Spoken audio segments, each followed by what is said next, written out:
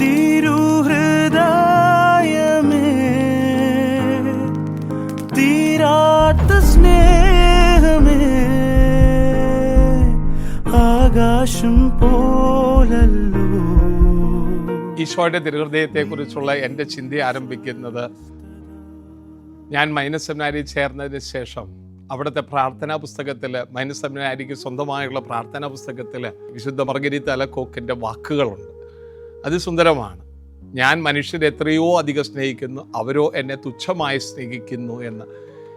ഈശോയുടെ തിരുഹൃദയത്തിൻ്റെ ഭക്തി പ്രചരിപ്പിക്കുന്ന ഈ മർഗരീത്തായുടെ വാക്കുകളുടെ അർത്ഥം മനസ്സിലാകുന്നത് വൈദികനായതിനു ശേഷമാണ്. രണ്ട് കാര്യങ്ങൾ എടുത്തു പറയാവുന്ന ചിന്ത ഇതാണ്. ഒന്ന്, ഈശോയുടെ തിരുഹൃദയം എന്ന് പറയുന്നത് കാത്തിരിക്കുന്ന ഹൃദയമാണ്.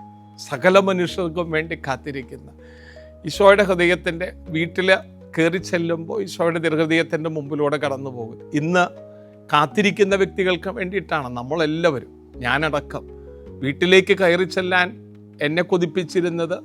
എന്നെ കാത്തിരിക്കുന്ന എൻ്റെ അപ്പൻ അമ്മ നഷ്ടപ്പെട്ട് കഴിഞ്ഞപ്പോൾ ആ കാത്തിരിപ്പിൻ്റെ കുറവുകൾ ഞാനും അനുഭവിക്കാൻ തുടങ്ങി ഒത്തിരിയേറെ.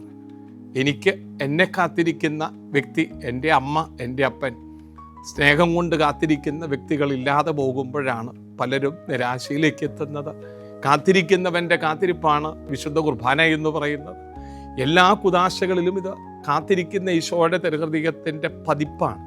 ഒരു തരത്തിലല്ലെങ്കിൽ മറ്റൊന്നിലൂടെ കുദാശകളിലൂടെ നമുക്ക് പകർന്നു നൽകുന്നത്. സകലത്തോടും ക്ഷമിക്കുന്ന ഒരു ഈശോയുടെ ഹൃദയം, സകലത്തെയും ക്ഷമിക്കുന്നതിൻ്റെ പ്രതീകമാണ് ഈശോയുടെ ഹൃദയം എന്ന് പറയാൻ. ഞാനിത് പറയുമ്പോൾ എൻ്റെ മനസ്സിൽ കിടക്കുന്നത് വർക്കി പിതാവിൻ്റെ ചിത്രമാണ്. കർദിനാൾ വർക്കി വിധേയത്തിൽ പിതാവ്, ഞാൻ വൈദികനാകുന്നതിന് തൊട്ട് മുമ്പായിട്ട് പിതാവായി അഭിഷിക്തനായി, വൈദികനായ ശേഷം അഭിയുന്ന പിതാവിനോടൊപ്പം ബസിലിക്കയിലും ഊട്ടുമുറിയിൽ, അരമനയുടെ ഊട്ടുമുറിയിലൊക്കെ ചെന്നിരിക്കും. വൈദികര ദേഷ്യത്തോടെ പറയുന്നത് വിമർശിക്കുമ്പോഴൊക്കെ ചെയ്ത് ഒറ്റയ്ക്ക് കിട്ടുന്ന സമയങ്ങളിൽ പലപ്പോഴും ചോദിച്ചിട്ടുണ്ട്, പിതാവിനെ വേദനിപ്പിക്കുന്നുണ്ടോ, പിതാവ് ഇതിനെക്കുറിച്ച് ആലോചിക്കുക പോലും ചെയ്യുന്നില്ല എന്ന് പറയുമ്പോൾ അതൊക്കെ വൈദികരാണ്, വിഷമം കൊണ്ടല്ലേ, എൻ്റെ അടുക്കലല്ലേ പറയും. ലൂക്കായുടെ സുവിശേഷത്തിൻ്റെ പറഞ്ഞ ധൂർത്തുപുത്രനെ കുറിച്ച് പറയുന്നിടത്ത് പിതാവിനെ കുറിച്ച് വരയ്ക്കുന്നൊരു ചിത്രം ഇതാണ്, ഈശോയുടെ തിരുഹൃദയത്തിൻ്റെ ചിത്രം. സകലത്തെയും ക്ഷമയോടെ, ഒന്നും ഓർക്കാതെ, വേദനിപ്പിച്ചതൊക്കെ മറക്കുന്ന ഒരു ഈശോയുടെ ഹൃദയം.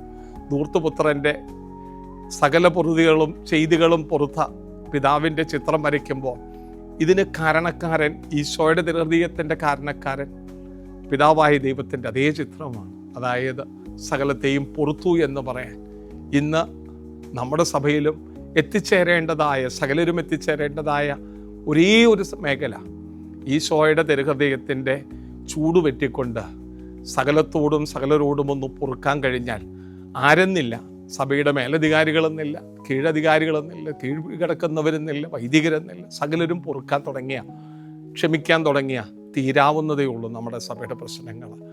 ആരോട് ചെയ്യുമെന്നും എപ്പോൾ തുടങ്ങുമെന്നുള്ളൊരു ചിന്ത മാത്രമേ ഉള്ളൂ.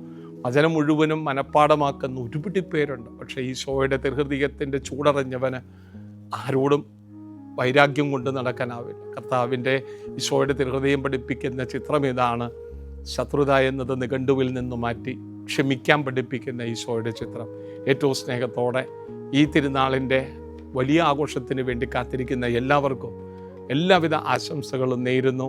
ഈശോയുടെ തിരുഹൃദയത്തിൻ്റെ ചൂടറിയാൻ അവനവൻ്റെ കുടുംബത്തിൽ ജോൺ പോൾ രണ്ടാമൻ മാർപ്പാപ്പ പറഞ്ഞതുപോലെ ഞാൻ എൻ്റെ ആദ്യ പ്രാർത്ഥന ആരംഭിച്ചത് എൻ്റെ കുടുംബത്തിൽ ഈശോയുടെ തിരുഹൃദയത്തിൻ്റെ മുമ്പിൽ എൻ്റെ അപ്പൻ്റെ അടുക്കലിരുന്ന് പ്രാർത്ഥിച്ച് അപ്പം പറഞ്ഞു തന്ന കഥകളിലൂടെയാണ്. ഒന്ന് ഭവനങ്ങളിലേക്കൊന്ന് കണ്ണോടിച്ച് ജനിച്ചു വളർന്ന സാഹചര്യങ്ങൾ, ജീവിച്ചു വളർന്ന സാഹചര്യങ്ങൾ ഒന്ന് മനസ്സിലെടുത്താൽ ഈശോയുടെ തിരുഹൃദയത്തിൻ്റെ യഥാർത്ഥ ചിത്രം നമ്മുടെ എല്ലാ കുടുംബങ്ങളിലും അതിതീക്ഷ്ണമായിട്ട് വളരെ ആഴത്തിൽ പതിഞ്ഞു കിടക്കുന്നത് നമുക്കെല്ലാം വ്യക്തമാകും. നേരുന്നു ഈശോയുടെ തിരുഹൃദയത്തിൻ്റെ മംഗളങ്ങൾ. അതിരൂപത എറണാകുളം അങ്കമാലി അതിരൂപത ഈശോയുടെ തിരുഹൃദയത്തിന് സമർപ്പിക്കപ്പെട്ടൊരു അതിൽ നിന്നൊഴുക്കപ്പെടുന്ന തിരുരക്തത്താൽ സകലരും ഒന്ന് കഴുകി വിശുദ്ധീകരിക്കപ്പെടാൻ, സകല സ്ഥാപനങ്ങളും ഇടവകളും വ്യക്തികളും ഒന്ന് കഴുകി വിശുദ്ധീകരിക്കപ്പെടാൻ തിരുവിലായിൽ നിന്നുള്ള തിരുരക്തത്താൽ ഇടവരുത്തട്ടെ എന്ന് പ്രാർത്ഥിക്കുന്നു. ദൈവാനുഗ്രഹം നേരുന്നു. God bless you.